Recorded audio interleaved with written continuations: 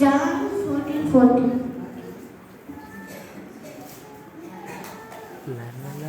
ఆది కాండం, నిర్గమ కాండం, లేవే కాండ, సంఖ్య కాండం, మితోపదేశ కాండం.